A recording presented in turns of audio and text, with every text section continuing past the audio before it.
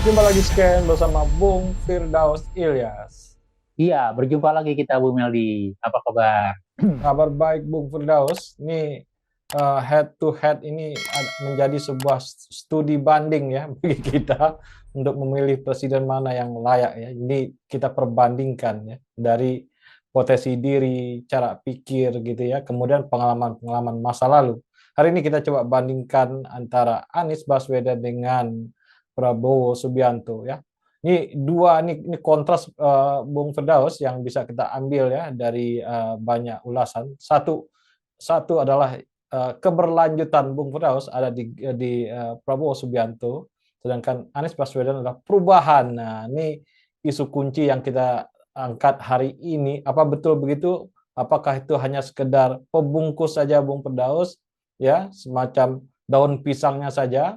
Satu daun pisangnya adalah hijau, satu daun pisangnya agak coklat-coklat Bung Firdaus, atau memang ada esensi di antara dua adagium, dua trademark yang mereka bikin? Iya, menarik Bu Meldi. Pasca mereka sudah mendaftar cek kesehatan gitu ya untuk membandingkan Capres Prabowo Subianto versus Anies Baswedan.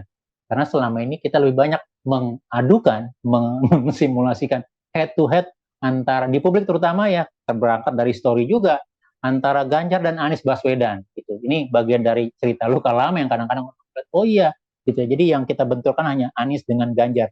Tetapi Ya. bagaimana gitu ya pertarungan antara Anies dengan Prabowo belum banyak dibahas. Orang masih malu-malu melihat karena masih ada irisannya dalam pemilu 2014-2019.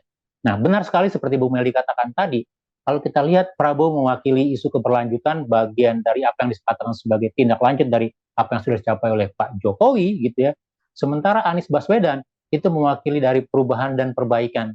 Artinya melihat sesuatu yang orang katakan sesuatu yang kontras dibandingkan Jokowi dalam isu-isu apa namanya keadilan, penegakan hukum gitu ya, dalam isu ekonomi. Sementara Prabowo sudah fokus untuk meneruskan apa yang distatementkan oleh pemerintahan gitu oleh Pak Jokowi, hilirisasi, kemudian membangun apa yang sudah ada dan seterusnya begitu. Dan ini menurut saya ketika Pak Prabowo mengambil pasangan Pak Gibran gitu ya, Mas Gibran gitu ya, Diajeng Gibran gitu ya, maka itu juga akan merubah konstelasi orang memandang dua pasangan ini gitu ya. Karena sebagian besar dari hasil survei Bu Meldi, ternyata dua pasangan ini memiliki basis dari pendukung yang sama gitu. Jadi sebagian pendukung pasca 2019 atau pasca 2024 itu terbagi. Yang moderat itu masuk kepada Pak Prabowo gitu ya. Sementara yang agak keras gitu, yang agak agak militan itu masuk kepada Anies Baswedan. Tetapi kalau kita mau coba bedah lebih lanjut, kira-kira di mana beda-bedanya, di mana yang menjadi pembeda baik itu dalam sisi isu tematik gitu ya, dan kemudian kira-kira pasca bergabungnya dengan Gibran, bagaimana perbandingan head to head antara Prabowo dengan Anies Baswedan, ini menarik gitu. Ya, ini yang menjadi apa ya, bara api Pilpres hari ini ya antara Prabowo dengan Anies ini Bung Firdaus ya. Yang kalau dibanding Ganjar dia punya sedikit apa ya, beda-beda tipis lah. Nah, ini bisa menjadi sebuah pertarungan yang menarik, Bung Firdaus. Pertarungan apapun ya, dengan kontras-kontras teknik, kontras materi, kontras strategi, ini menjadi sebuah pertempuran yang menarik, Bung Firdaus, dibandingkan dengan eh, capres lain yang punya eh, warna sama gitu ya, kemudian pendukungnya sama, segala macam itu tidak menarik. Nah, hari ini saya kira ini menarik mengkontraskan seorang Anies dengan Prabowo ini menarik sebenarnya karena dari kedua isi kepalanya itu udah berbeda, Bung Firdaus. Walaupun kalau kita tengok ke belakang sebenarnya mereka punya interaksi-interaksi pribadi juga satu sama lain.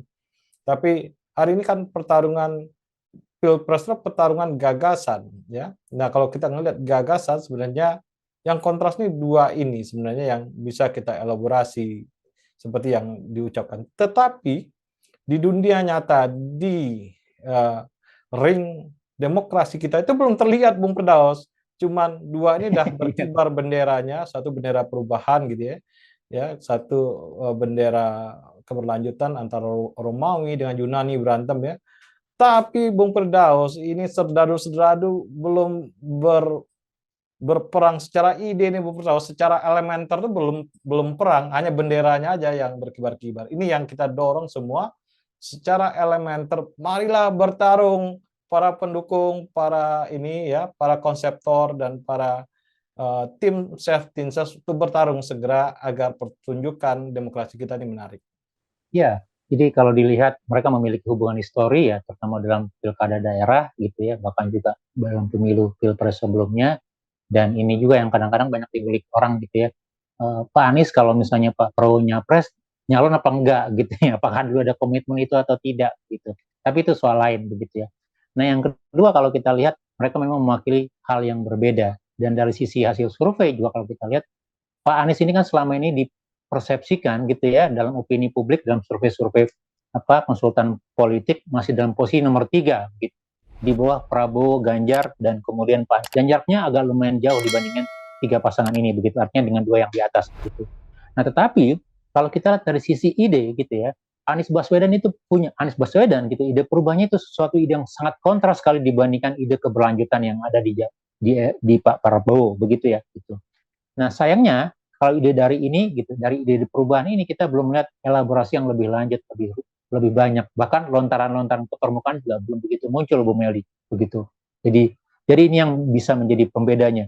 Yang kedua, kalau kita bicara dari latar belakangnya, sekali lagi Pak Prabowo pasti akan mengedepankan isu tentang pertahanan keamanan, kedaulatan negara, kedaulatan energi, begitu, termasuk juga melanjutkan pembangunan Jokowi.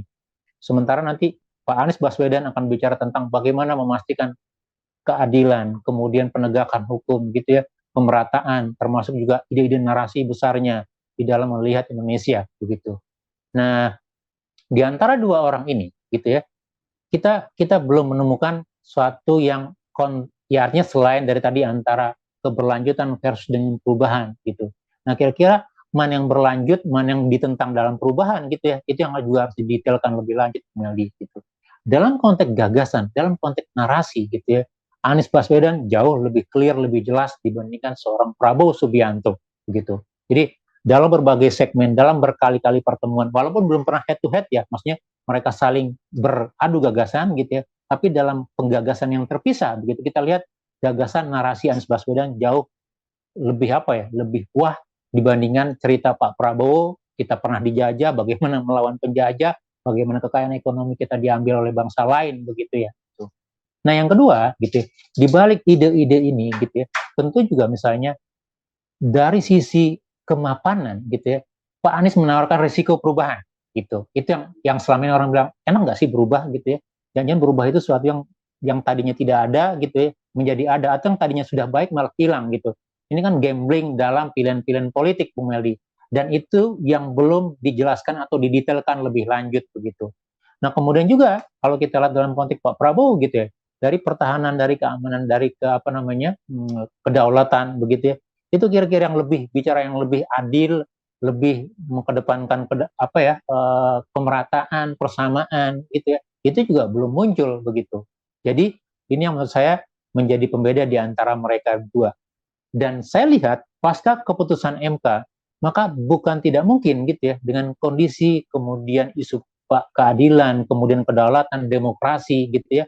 Bisa jadi sebagian yang tadinya menetapkan diri pada Prabowo gitu ya, tapi tidak melihat opsi kepada Ganjar akan berpindah kepada Anies Baswedan, Bu Meldi gitu. Jadi orang-orang yang punya pokoknya asal bukan Jokowi, klaim Jokowi begitu yang masih ada di sebagian di Prabowo sebelum menggandeng Gibran, tetapi setelah menggandeng Gibran, maka orang-orang ini gitu yang melihat sebagai histori dari 2019-2014 gitu ya, maka bisa jadi akan rebound dan masuk ke kantong masanya Anies Baswedan, Bang Edi. Ini yang harus dikelola oleh Anies Baswedan, ini harus dilihat sebagai sebuah ceruk, ini sebuah opportunity untuk meningkatkan ketertinggalan dalam suara, Bung Edi. Ya, kita harus ngambil case ya, kasus-kasus yang di mata masyarakat jelas, Bung. Terus misalnya BLT. Ini BLT ini kalau dijadikan sebuah kebijakan pemerintah ya, ini keberlanjutannya seperti apa, kalau perubahannya seperti apa nih kan. Nah, kalau kita Iya kontraskan betul. seperti itu, ini akan menarik gitu ya. Misalnya Bung Anies punya ide BLT ini nanti akan berubah jadi apa gitu ya, atau menjadi sebuah modal kerja atau menjadi apa gitu ya, yang bisa berbeda gitu dari konsep-konsep sekarang ya. Kalau otaknya berputar untuk oh BLT jangan karena ada kekurangan misalnya. Sedangkan misalnya Prabowo oh BLT akan apa gitu ya karena ini menyangkut keberlanjutan, dia akan mempunyai inovasi-inovasi di situ. Inilah yang kita ingin lihat Bung Firdaus, secara isu-isu yang muncul di masyarakat bawah itu terlihat kontrasnya Bung Firdaus, yang sekarang masih dibungkus-bungkus ya, satu dengan daun pisang coklat, satu daun pisang muda, yang dalamnya nggak kelihatan, warnanya memang kontras tapi di dalamnya nggak kelihatan. Ini saya kira Bung Anies bicara secara gamblang, secara apa kasus per kasus yang mau dia robah, Bung Firdaus. Iya, betul. Jadi ini juga menjadi tugas dari tim pemenangan TPN-nya Anies ya. Saya tidak tahu namanya TPN atau bukan, tapi jelas tim pemenangan. Dan yang kalau kita lihat ini belum juga selesai sampai saat ini persoalannya. Jadi masih berembuk, masih mempertimbangkan posisi masing-masing antara Nasdem, Demokrat, PKS begitu. Dan saya lihat begitu dominannya Nasdem di sini, ini juga jadi kendala begitu. Nah, mereka harus bergerak cepat, mereka harus mendetailkan program-program kontras-kontras ini gitu yang menjadi sesuatu yang realistis dalam 5 tahun atau 10 tahun gitu ya, sehingga publik bisa menerimanya gitu. Dan itu yang menjadi head to head dengan tadi isu keberlanjutan. Dan saya yakin kalau kita bicara isu keberlanjutan pasti Pak Prabowo dengan Gibran hanya bicara nanti melanjutkan yang sudah ada gitu ya, kemudian menambah lagi dalam konteks yang lebih populis. Tapi untuk program-program yang lebih sustain, yang lebih bertahan, kalau ingin kita katakan menikmati bonus demografi 2045 begitu Indonesia maju gitu, Indonesia bagian dari middle income country gitu ya, negara yang punya kedaulatan yang lebih, ya artinya harus didetailkan lagi gitu. Dan saya pikir ini PR besar untuk Anies Baswedan, opportunity pasca MK begitu ya, melihat publik walaupun sebagian besar menggulirkan idenya, memperbesarnya gitu ya, kemudian menjadi suatu kontras yang melihat publik, oh ya Anda menawarkan sesuatu yang baru yang menurut kami layak untuk kita coba. Itu yang kita tunggu Bung Meldi. Ya, terima kasih Bung Firdaus. Sama-sama Bung Meldi, tetap semangat. Salam Indonesia bersih. Salam Indonesia bersih.